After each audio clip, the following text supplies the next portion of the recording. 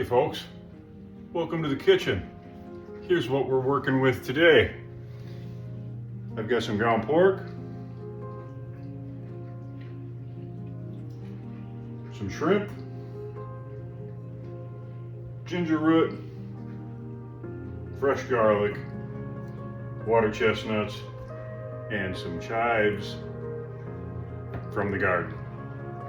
And we're gonna make some kick-ass pot stickers. Stay tuned, folks. It might get a little Northwoods.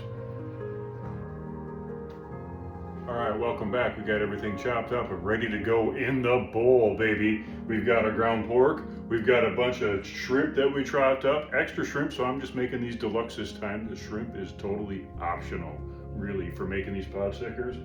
And then we got basically a whole can of water chestnut, a big pile of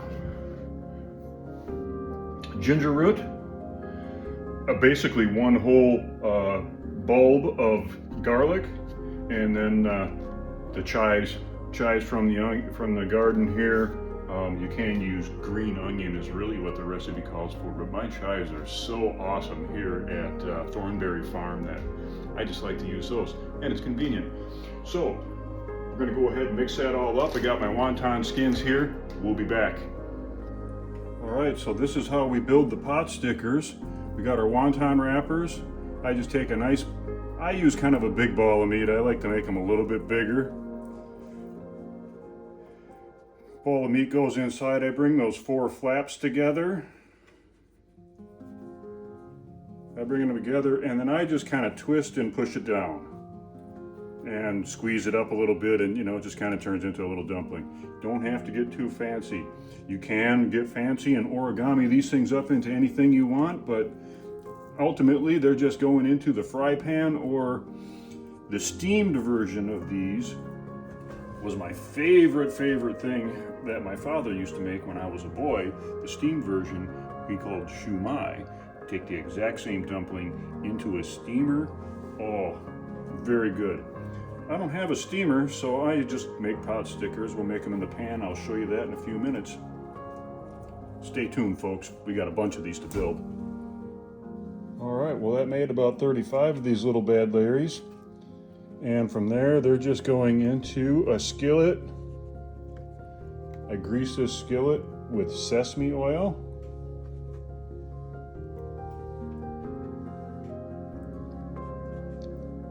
We'll put these guys in here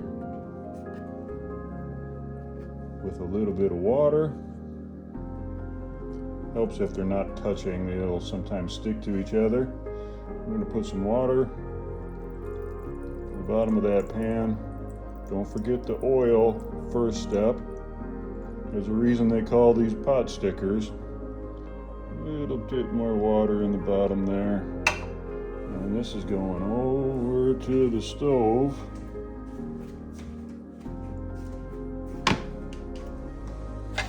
Lid on.